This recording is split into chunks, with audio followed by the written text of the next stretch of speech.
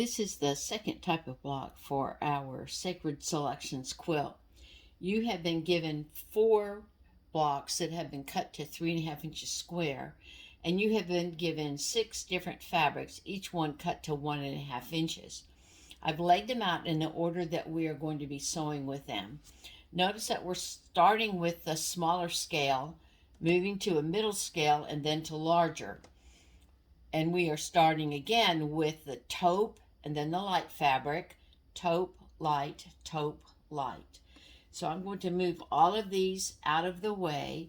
Your instructions will include a photo of these fabrics, and they will be numbered so that you will know in what order you are to be using them.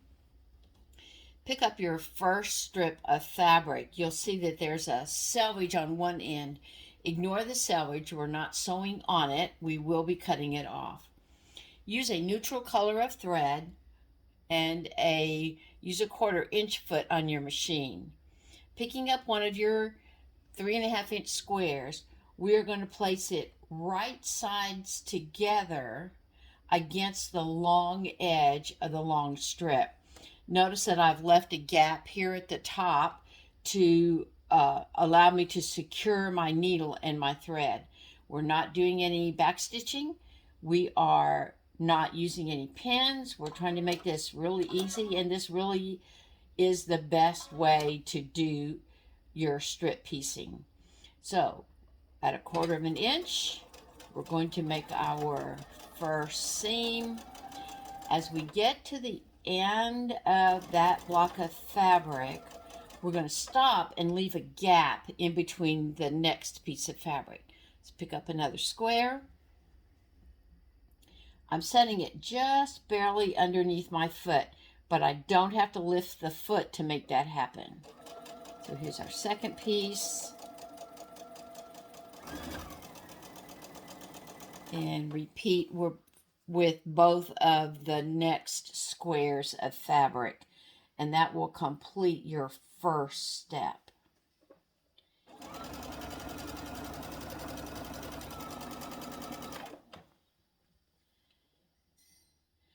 This method of using strip piecing requires less cutting at the beginning of the quilting process, and it's much faster sewing to get all of your blocks done. So I've stitched just off the edge. I'm not back stitching. I'm going to use my button on my machine to clip it. You may need to use scissors. So we're clipping our thread, and then we are going to cut between each of our strips. You can use a rotary cutter to do that if you would like. I find it's just as easy to use my scissors. And I also think it's easier to do it before you press these blocks. Once they're pressed, it hangs off the edge and it's harder to keep it straight. By cutting it before I have pressed it, it allows me to follow the edge of the fabric and still get a straight edge.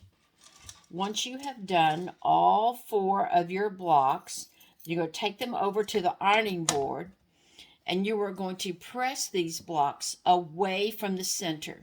This red square is our center, so we want to make sure that both parts of the seam allowance are pressed away from the center. A standard rule for making this block is that every seam will be pressed away from the center. Once you press them, then we'll move on to step 2, which uses the same fabric.